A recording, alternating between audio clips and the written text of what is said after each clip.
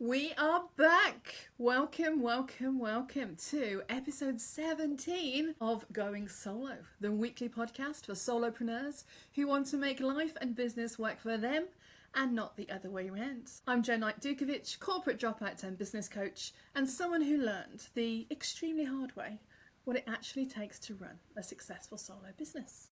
Each week, I'm breaking down the real strategies, mindset shifts, and yes, just a pinch of woo-woo to help you build a profitable business on your terms. Because, my friends, it is not the market. It is not your toxic ex-boss. It is what is going on between your two ears. And today I have a extra special treat for mostly me, but also you.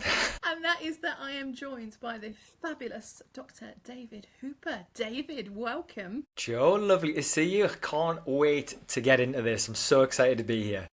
Fantastic. So any of you listening in North America, you have two of the strangest accents in the UK coming at you. You have a Brummie, which is me, and you have a Geordie, which is David. You are welcome. Strap in. Use subtitles if you need to. So I met David. This is kind of funny because it's kind of almost this full circle moment. I met David about 18 months, 2 years ago, when he invited me on his fabulous Unstoppable Introvert podcast.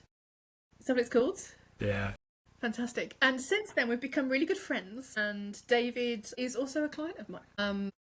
So I really wanted to get David on to help people to see what it really takes. Because one of the things I hear all the time is people are ready to leave corporates. They're ready to build lives that work for them. They're ready to start businesses, whether it's consulting or coaches, and they are scared to death and surrounded by all these horror stories that they're not able to replace their corporate salary quick enough. And I'm here to tell you I'm trying not to swear, David. I'm trying not to swear.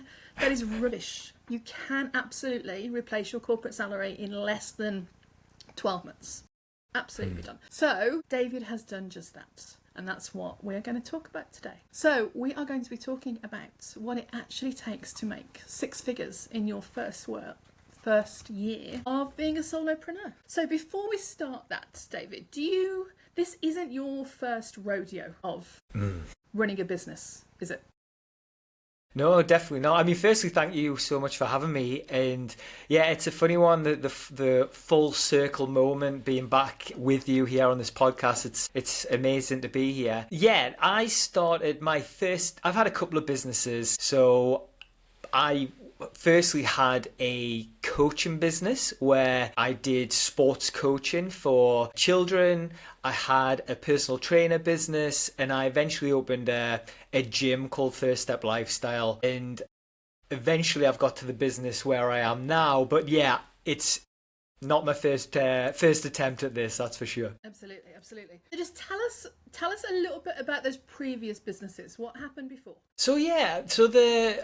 I started a business called First Step Coaching, which was great, and it was coaching with children, coaching in schools, but I didn't love it. I kind of fell into doing that. So I put that to one side and really loved health and fitness. I had a bit of a transformation in that area myself, and I launched a gym called First Step Lifestyle Gym, and that was in March 2019. And it was amazing to have a facility, to be helping people do a transformation. And we fast forward about 10, 11 months and COVID hit. And essentially the whole world shut down, as we all know. And I effectively lost everything. So I put all of my money and savings into gym equipment, into rent. We had a massive unit, and overnight we had gone from being this close to breaking even and to actually having a really cool business to literally losing everything and being so close to bankrupt. It wasn't even funny, and that really affected me in lots of different ways. But yeah, that was a big moment in my entrepreneurial journey where it made me take stock and consider a few things as well. But yeah, that was First Step Lifestyle. Gosh. So you opened the gym sounds just less than a year before COVID hit? That's right, yeah, 11 months. Yes. Okay. And then you were stuck with a long-term lease, the rental agreements on a lot of equipment. So even when the So gym yeah, closed, your financial commitments didn't. Yeah. that's exactly right. So we'd signed into 5-year contracts essentially, Joe. So we were tied into four figures, basically four figures of payment for 5 years, and I've just lost my whole income. That was the situation we found ourselves in back in 2019. So it was a real kind of shock moment of, we're in this situation. What can we do to get out of it? But that, yeah, was really, really tough. Sounds really really difficult. So I'm sure lots of people can relate to that. But literally having an in-person business in COVID, sweaty bodies close to each other, you can't do anymore. It's just, you couldn't have seen that coming. So what did you do when you almost went bankrupt?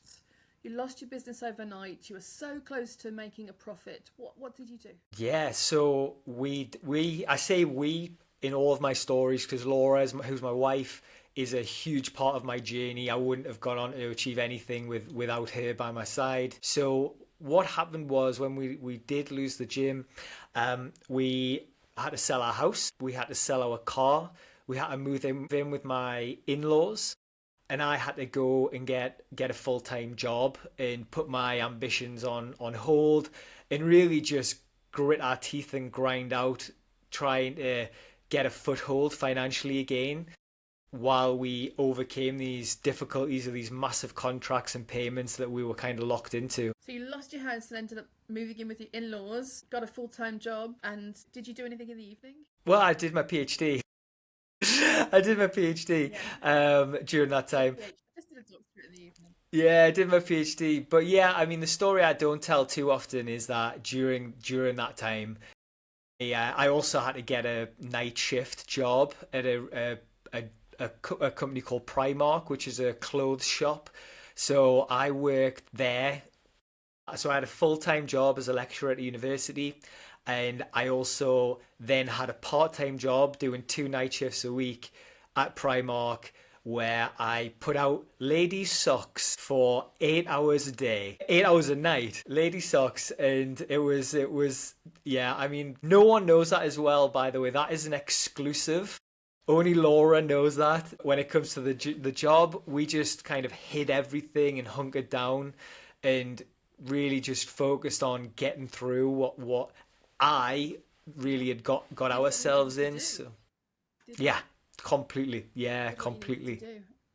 And I love the way you just threw out, worked full-time as a university lecturer, worked in the evening sort of stocking shelves, and and by the way, you were doing your doctorate. It's just like, by the way, all of those things. Fantastic, fantastic. Okay, so how long did that last at the university, the Yeah, lecturing and the, no, for how long did sure. that So last? I was in that role for about 4 years, and I did night shift for about a year of that. And there was an opportunity for me to leave in the summer of 2024 to go and start my own stuff, but it took quite a while to recover. And there was times where it got so bad that there was times where bailiffs came to the door because we were struggling with payments. We were really scrambling to get the latest thing paid, and there was nothing more terrifying than hearing a knock on the door, and I would literally hide underneath the windowsill while the bailiffs are peering in through the windows, seeing if we're home, because if we're home, we answer and then they kind of initiate things. And we'd get a card through the letterbox saying, we're going to be back tomorrow. If you're not here, we might have to break down the door. That type of situation. And we'd kind of scramble again, maybe try and sell something, a piece of gym equipment or, whatever. And it was literally just trying to survive all the time. And my wife was working full time. She was studying as well. So it was a really challenging time. But it's also now one of our favorite stories to think back to that and go, that really made us. Those moments really, we stuck together, we developed some real mental toughness, and we've came out the other side and are now in a very different place. So yeah, very, very challenging, that type of space though. Can't imagine the stress of having to hide in your own home from people that are trying to come in and take your stuff. It must have been horrific. Okay, so thank you for that. I don't want to make you relive trauma. Let's fast forward to today. So compared to where you were, where are you today? What do you do these days? To say life took a 180 in 2025 is just the understatement of the year. We have developed a national, multinational agency with clients in the UK, Canada, the US. We are thriving. I'm doing keynote speeches all across the UK, and Laura's done her stuff and passed her exams and is killing it in her jobs. Yeah, it's flipped 180. As we always knew, we always had this belief that it would. That's kind of part of the reason we've always been grinding towards this goal. And now we're here, thriving, and yeah, loving it, loving life. So and that change has happened in a very short amount of time, because you didn't even leave your job until, did you say August 2024? So in less than a year, 180-degree multinational company. Fantastic.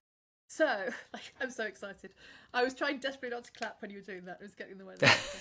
So, for everybody listening that goes, okay, that's all well and good.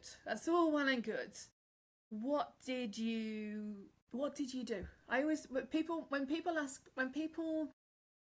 want to know how long it takes to make money, I always say it depends on your willingness to do the work. If you're prepared to do the work, you can make money really quickly. And the work isn't what you think it's going to be. We rarely have business problems. We tend to have emotional, not taking enough action, taking the wrong action, like getting in our own way problems. Sometimes we have business problems. We have to sort out our niche. We have to make sure our offer's irresistible, and we have to learn how to sell. So what was it for you? What was the work? What did it take for that to happen in a year? What did you have to do? Yeah, it has been a crazy year, and I document lots of things, and I need to do more on social media and YouTube, I think, and bring awareness to how I've got to this point. But one of the things I always do is the challenging moments. I always video myself or take a picture of myself at that moment. So it was a year last week. So the first week in September 2024, when I had to sign on job seekers allowance in the UK. I'm not sure if that's called a different thing in the US or Canada, but it was like employment benefits. Unemployment benefits. Yes. Exactly. Yeah. So that hurt. It was, I've got that serves a really good purpose for a lot of people, and it really helped me as well, but it still hurt, kind of feeling like, I had to do that to support my wife and family. But then when it came to the work, the first part was actually taking a huge step back and figuring out, what I actually wanted to do, how I wanted to do it, what was getting in my own way. So I've got anxiety, and the thought of being in these rooms with these high executives and trying to get business and these types of situations would really set my anxiety off. I would have panic attacks. So it was a case of doing the work on myself, really, and really thinking about how to attack these different situations that I was going to get myself in. So that was, making sure each week that I was reflecting, going out on walks and escaping from the office, actually, and walking my dog and talking to my wife and journaling and hitting the gym and all these different things that actually really, really helped me emotionally, because my nervous system was just on fire with panic. I've left my job. We've just come through this financial crisis. I can't do this to my wife again. I need this to work. This has to work. And I was starting my day with that. They were like, or they were my affirmations, my false affirmations, almost these negative affirmations, if they're a thing, where I was starting a day with my nervous system on fire. You can't concentrate in that situation. So it was very much a case of trying to take a step back, calm myself down, think about the tiny steps that I could do that would actually bring me closer to the goal of trying to sign a client. And that's what I did. I really tried to focus on those simple steps, because it's a bit cliche, but those little steps do add up and they do make a huge difference if you're consistent in what you're doing. Absolutely, absolutely. No, I love that. And so two things struck me there. So the first thing was, you were saying, when you had to very deliberately manage your nervous system and manage your brain. Because when we don't do that, the automatic response is going to be, I can't do this. Oh shit, I'm trying to make money, and yet I'm claiming unemployment benefits. It's taken us 4 years to get out of this hole. I don't want to do that again. And as you said, those are affirmations. When you wake up for your day and you think, this isn't going to work, I'm doomed, never going to make any money, who am I to do this? Of course it's going to create results. So what happened that you were able to flip that? What did you do that you were able to recognize that what you were telling yourself wasn't useful, and to start to tell yourself something else? What did you do? So I am someone who looks for evidence. So if I see this and it's something that as someone else has done, or it's something that I've done in the past, I believe that thing can be done, or it's true. So I always think back to times previously where I've done some of those challenging things. So I'm an introvert, I've got anxiety, I don't love meeting new people and being sociable and these types of things. But I know that if I speak to a certain amount of people per day, then I will be putting myself in a situation where the decision makers eventually, if I speak to enough people, will talk to me.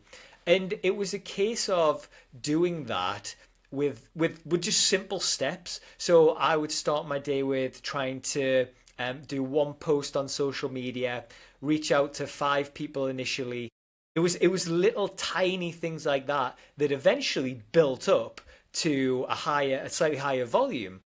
But it was initially, right, what are 1 or 2 simple things I can do today that in my head will take me closer to my goal, and just focus on doing those things. Because when I initially started Lunala, my plan was to start a second podcast, release a newsletter, have a high ticket offer, group coaching offer, a passive income offer, if you want to call it that. I wanted to develop my speaking.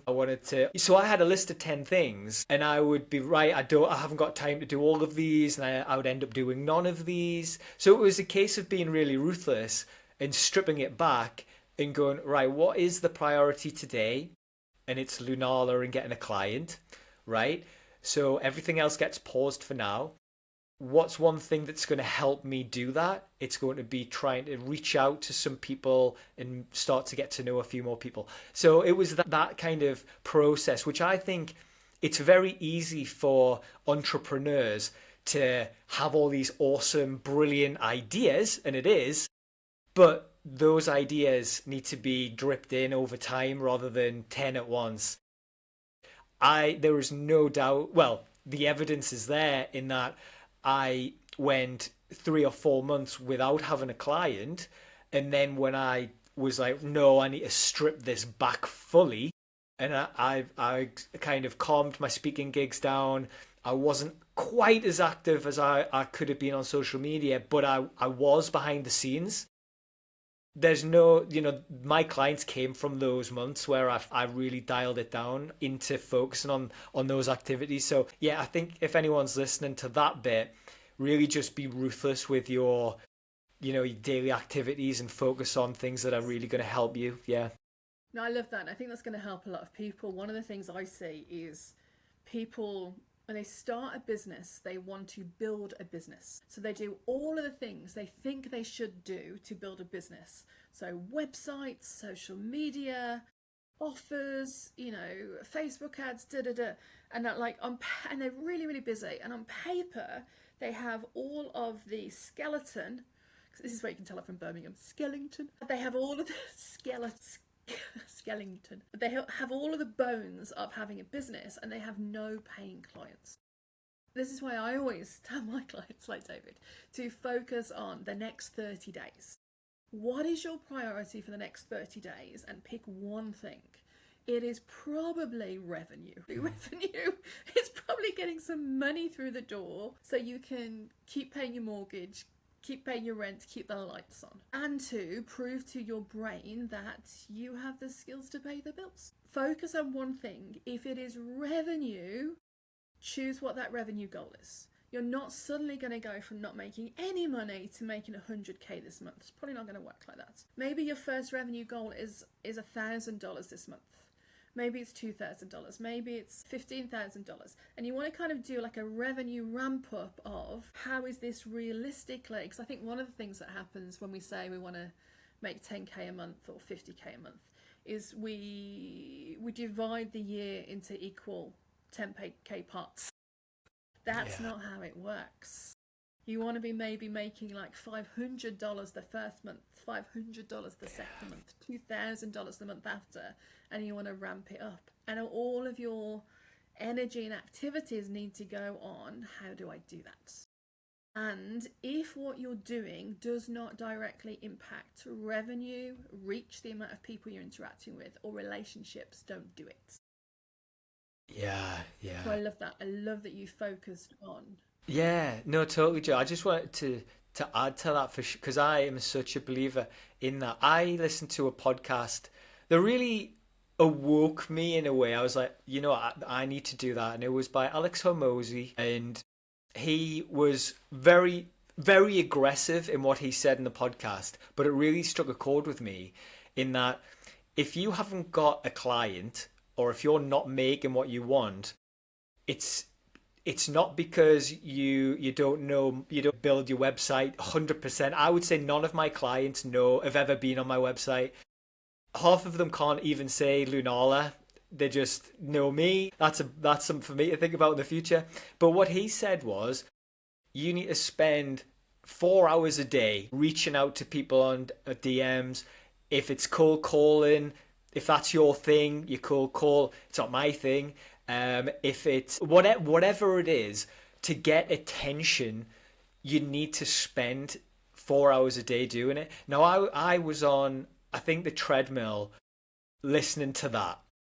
And I kind of had that moment where I was like, I thought about my week and I was like, well, I read a chapter, I did all the things. I read a chapter of a book. I meditated. I went to the gym. I'd built a bit of my website, which, fine, great. But my anxiety was around, I need to get a client, I need to. And I completely changed my focus and I started doing 6 till 7. So I walk on the treadmill most mornings and I would do an hour of DMs, 6 till 7.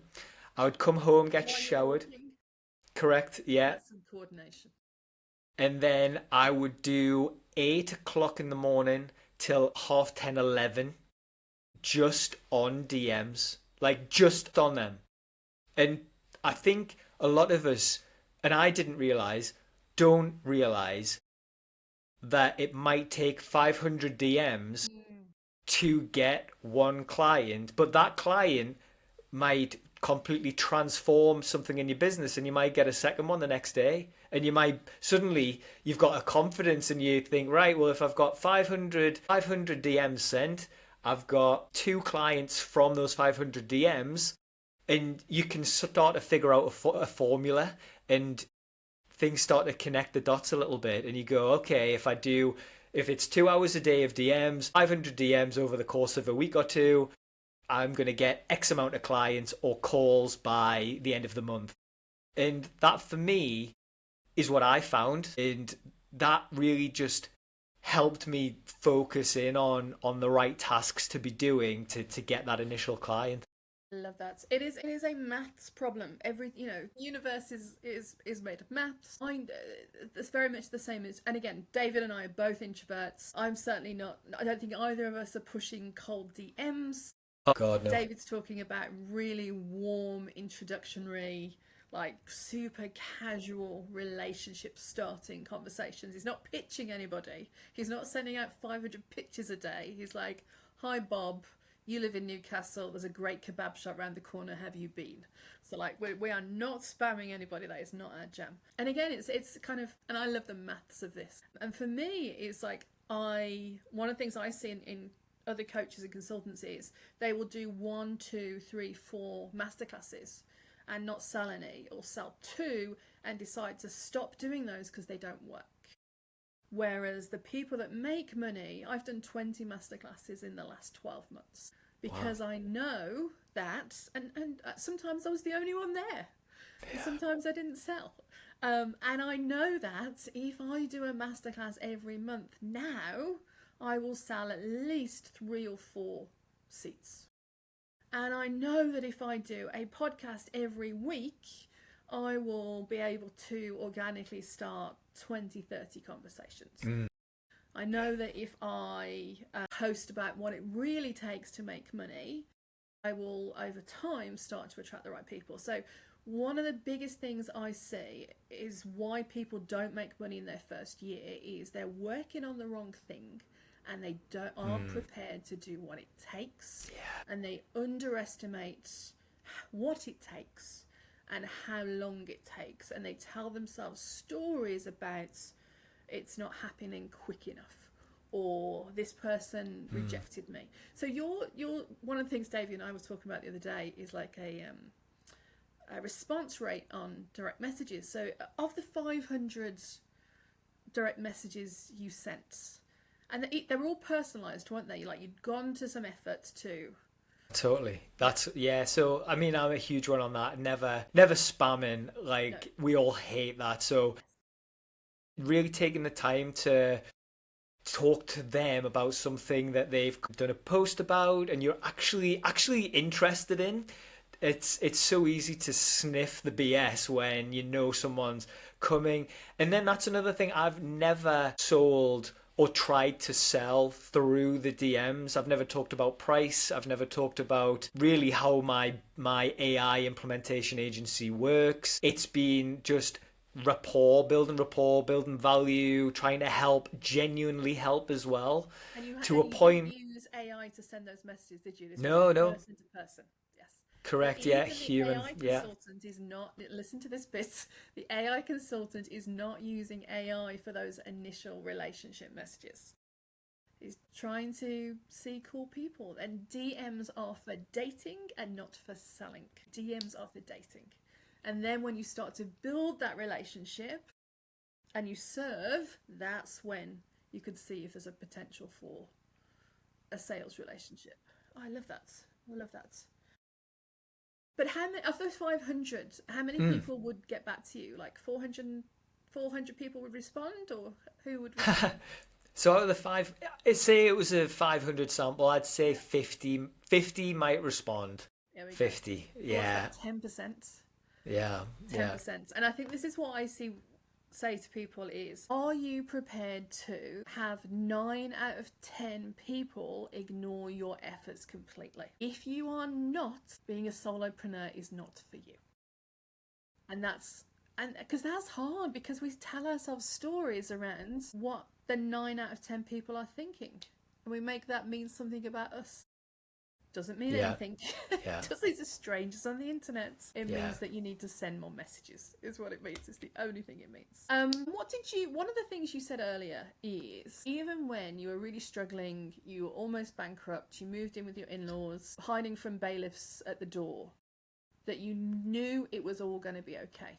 Talk to me about that piece, because I think this is the key. Yeah, I always felt, and I always feel like, and have for years, that I was just meant for more. I'm meant to give value. People need what I have. They deserve to hear from me in the least arrogant way possible. And I just have always felt like this was going to happen. And I knew that Lunala was going to work. I had absolutely no doubts from the start because I knew that I'm willing to suffer and I'm willing to do the hard bits.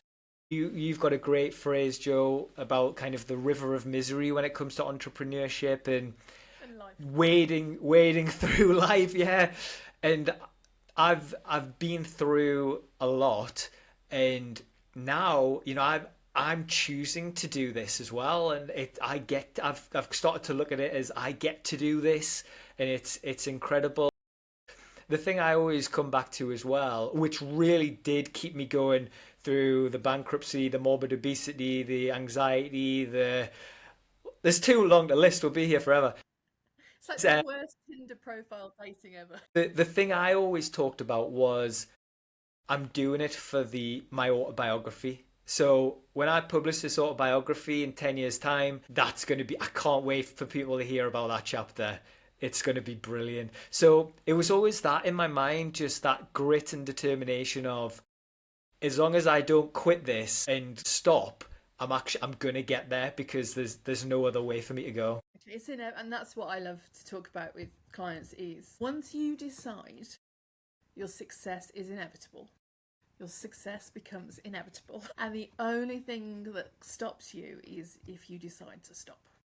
So when you make, and it's that decision, you made the decision a long time ago that Lunera was going to be a real success. And did that mean that you didn't have days where you doubted? Did you ever doubt your ability to make that happen along the way? Did you ever have a day where you were like, oh, I don't know what I'm doing? Yes. Yes, lots of those days. So I didn't know. So I've got a condition called anxiety paralysis, where I get so anxious, my body paralyzes. It goes into paralysis. So quite often my wife would find me on the floor in the fetal position, literally unable to get up. And credit to her, a lot of the time she would talk me round to a point of going, look at where we've been, look at what you've done so far. You're actually this close. And the thing with entrepreneurship is that if you have a good month or a good week in entrepreneurship, Or a couple your of days, a good couple of days. your situation can change your life. It's frightening if you can hang on. It's like that. There's a picture or a meme where someone's digging in the sand for some diamonds. And the sand's like so close, and one person turns back and goes, "I can't hack it. Like I'm gonna go get a job." The other person does one more swing, and like the diamonds just fall out. And I think that is entrepreneurship. It's almost like you have to go through this doubt and anxiety and the suffering because when you absolutely the goal costs definitely because that moment where it does change, that feeling it's tremendous where you have a bit of fulfillment. You go, okay, I was right to trust in myself. Yeah. I remember the first time, it was a couple of years ago now, I made $20,000 in one day, and I hadn't made much money before, and something had happened, and I started to sell, and I made $20,000 in one day, and I was like, this is interesting. And then your brain goes, well, that was a fluke, you're never going to do that again. Yeah. And then you do it again. And then you do it again. And it's like, and you ride all those human emotions that come in the meantime and all those doubts that come up. Because I think that's the thing is human beings are complex creatures. We can absolutely know our success is inevitable and ride the daily highs and lows of this is a ride. This is a ride. This is a ride. Yeah. Strap yourself in and like go. And I always say to people, like, you want to loosen up. You want to be as flexible in the saddle as possible, because it's a ride. You just bend with it, go with it. Yeah. One of the people that's had the most impact on my life, a consultant called Michael Simmons, if you're listening. He used to tell me you have to roll with it. Oasis were big at the time, and you have to kind of just roll with it because yeah, it's just roll with it, roll with it. So the more limber you can be, the more committed to you want to be committed to the outcome and completely not disconnected, but flexible about the process. I always say to people, like, eyes on the prize. You're going to have highs, you're going to have lows, things are going to work, things aren't going to work. As long as you know this is all going to work out and everything is working out for your high and good, even when the results aren't there, that's the secret. Yeah. That's the secret. Yeah. I love that. I love that. So if somebody is, I'm going to ask you a couple of different questions on this. If somebody is where you were now, if somebody is now where you were in 2020, they're in a lot of debt, they feel like they've taken a big risk on themselves and like, oh my gosh, what's happened? What do you want them to know? What do you want them to hear today? Oh, I think what would I have wanted to hear back then? Well, something that was never said to me by anyone, apart from my wife, was, as long as it doesn't matter.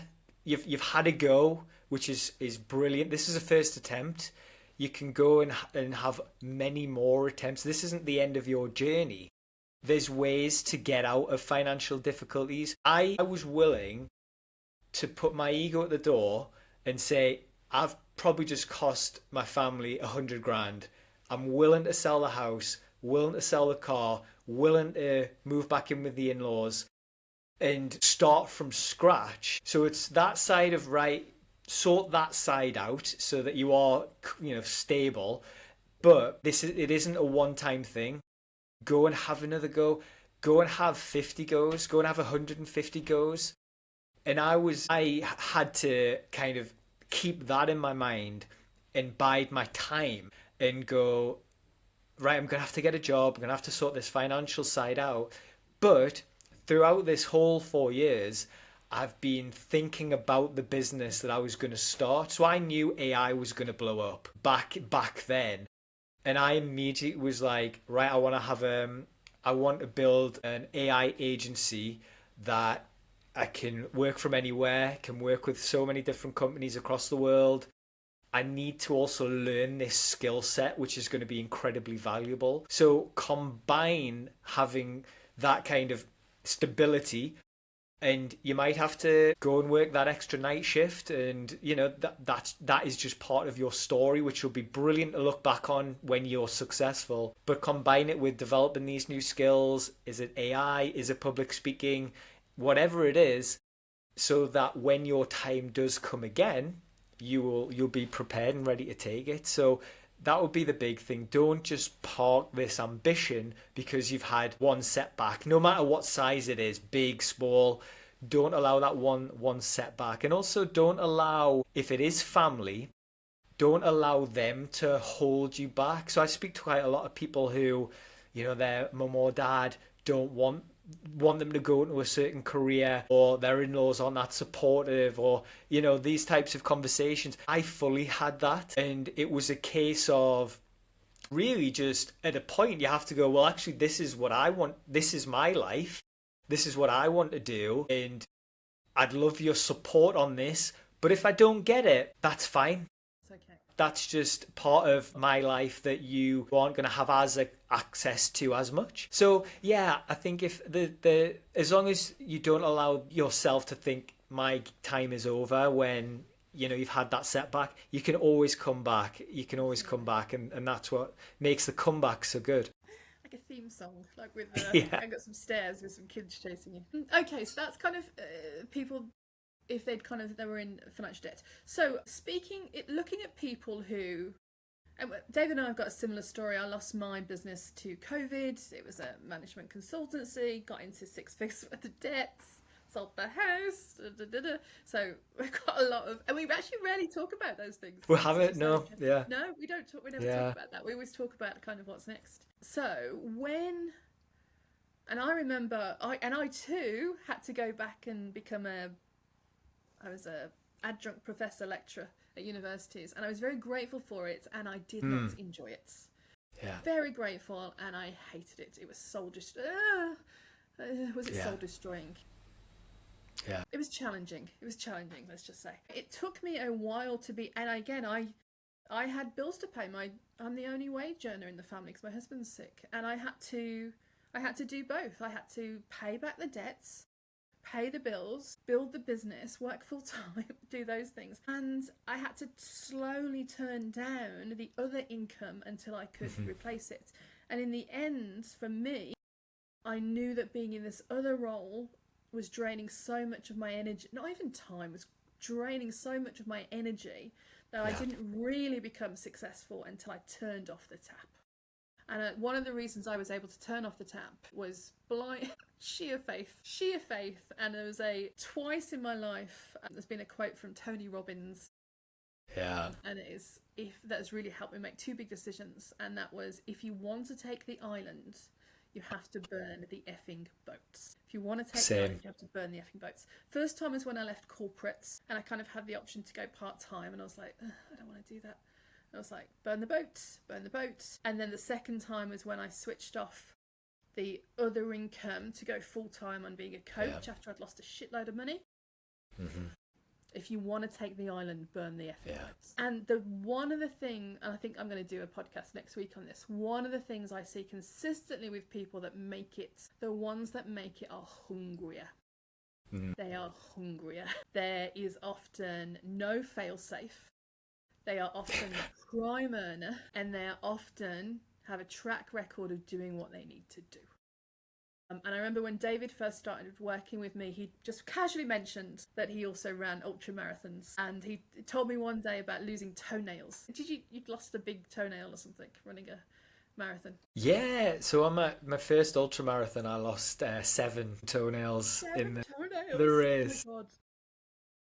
Which I didn't think was possible. So yeah.